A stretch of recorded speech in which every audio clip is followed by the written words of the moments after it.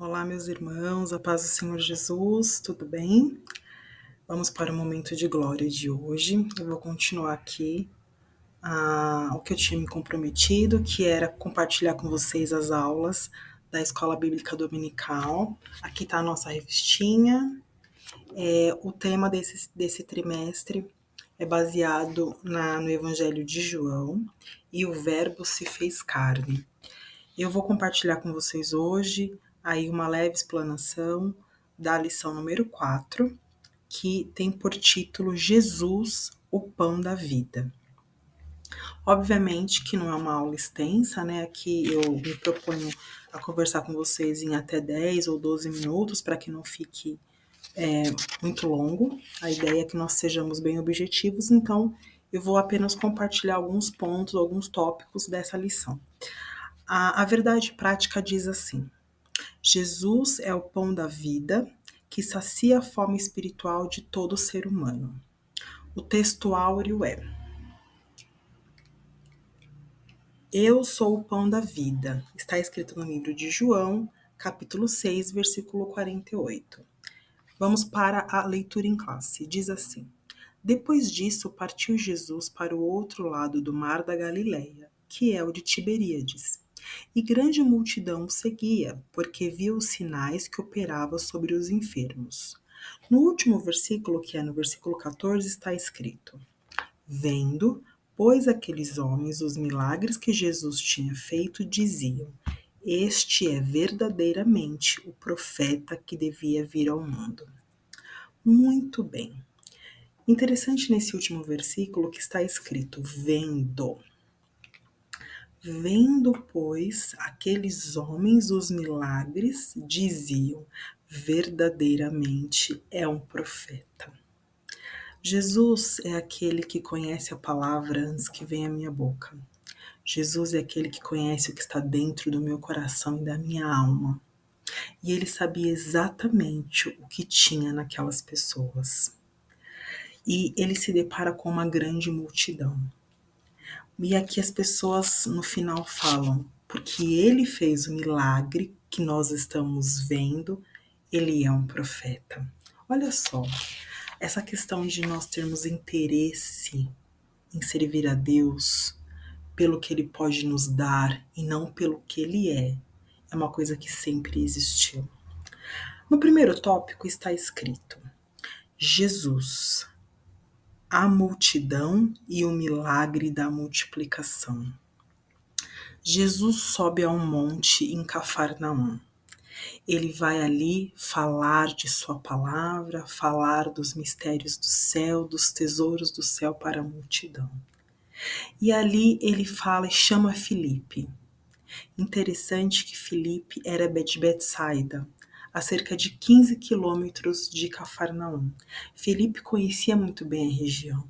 E o apóstolo João fala assim, que Jesus queria experimentá-lo.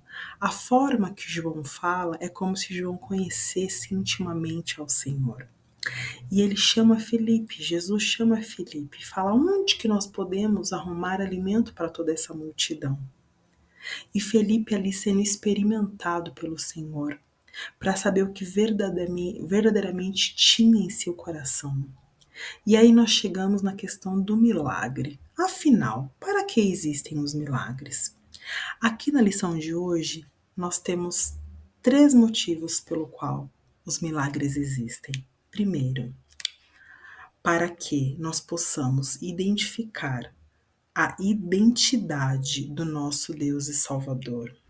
Segundo, para expressar o amor de Cristo. Terceiro, como oportunidade de salvação. Às vezes, as pessoas que recebem o milagre do Senhor, ali passam a tê-lo como Senhor, passam a aceitá-lo como Senhor. Mas bem-aventurado aqueles que não viram, mas creram. Bem-aventurados aqueles que não fizeram como Tomé, que tiveram que ali tocar no furo da mão de Jesus, tocar ali ao lado, mas simplesmente creram. Nós hoje somos bem-aventurados, porque nós cremos naquilo que está escrito na palavra do Senhor. e nós cremos no porvir.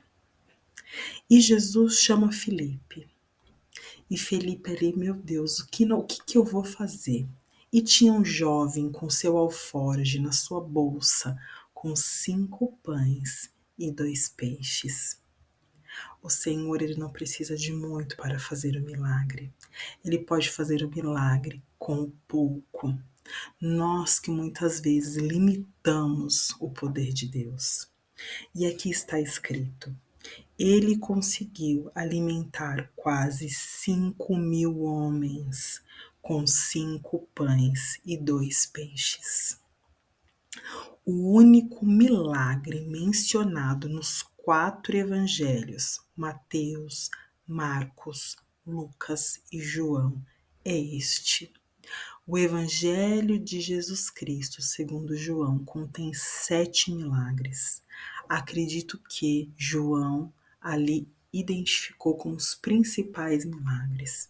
Mas esse milagre da multiplicação dos pães e dos peixes está contido, ele existe, ele está escrito nos 4 evangelhos.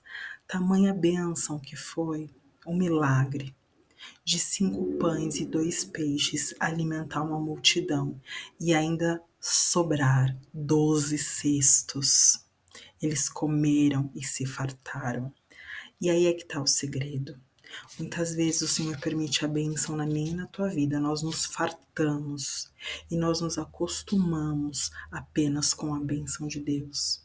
Só que a Bíblia fala, a palavra de Deus fala que no mundo nós teríamos aflições, que nós deveríamos ter bom ânimo.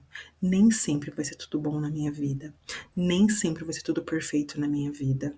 E aquelas pessoas estavam seguindo Jesus por conta de pão e peixe. Olha o que está escrito no tópico 3. Qual era o interesse da multidão? Jesus notou que as pessoas não estavam interessadas em ouvir a sua palavra como filho de Deus, mas elas estavam interessadas em suprir as suas necessidades humanas. Quantas vezes as pessoas falam assim, eu estou precisando ir para a igreja. Se você conversar mais de 5 minutos, você vai perguntar, precisando por quê? Porque eu estou com uma enfermidade, porque eu preciso disso, porque eu preciso daquilo. Sempre o motivo pelo qual a pessoa decide ir é porque ela está precisando de alguma coisa e não apenas para adorar ao Senhor. Então eu acho tão interessante aquela mulher que estava ali no poço de Jacó, em Samaria, que ela fala de adoração, aonde nós devemos adorar.